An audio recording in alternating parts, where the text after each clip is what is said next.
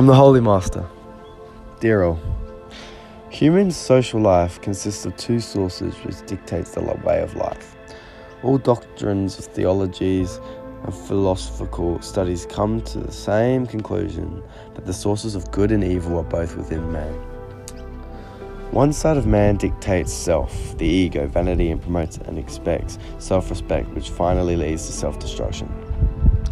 The other side or source promotes love, compassion, forgiveness, generosity, and kindness, which leads to eternal life.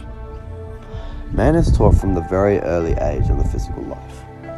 It begins all the way from nursery to school and to higher education, both what is good and what is bad.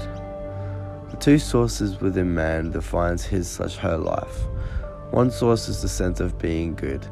This source within carries all the divine knowledge or teachings. In all the two sources, one good and soul, the other one the self. One dictates enlightenment, the other develops self-centered egoism. Both exist within man. The self one is worked on through the lifespan of human, beginning from nursery or preschool in most societies to higher education and further.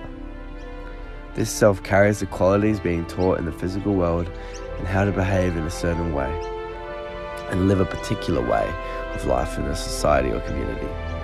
This self-centered world is improved under directed teachings and education to make man participate in making a particular community in which they can live under certain rules and circumstances. Therefore, this source of self only thinks of this temporary physical life, its temporary pleasures, the material objects and fast-pacing living environments, and all they thinking is based on the achieved understanding through education and experience in the physical world. There is another source within man that is unknown to himself/herself and also unknown to the outside world. If this source is awakened through self-realization, it is completely a different way of life, full of pleasures and enjoyment within. This source would always do good, show love and compassion, irrespective of what the outside world thinks of it. He/she thinks of spiritual rather world than the physical one. This life leads to eternal life.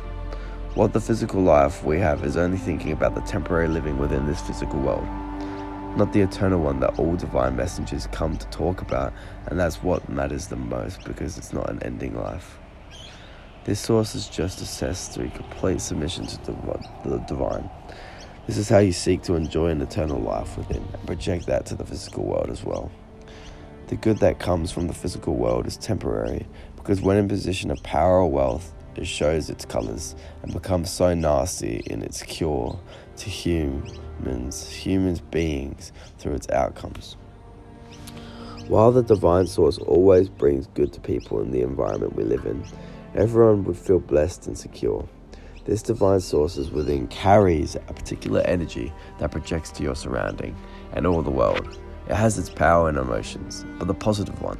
The question is, who can help to get you access to this world? You can develop the spiritual world the same as you have developed your physical one.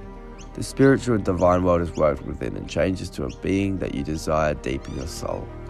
The spiritual world is what all the divine holy books, messengers, and divine belief systems want to teach man throughout human history.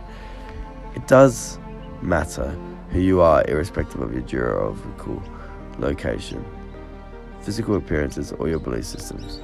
Because in the end, every human carries the two sources within, the self one and the divine one that teaches you through your physical experience and world education, and the other one that is divine, spiritual, and eternal and can be developed also within. Thank you.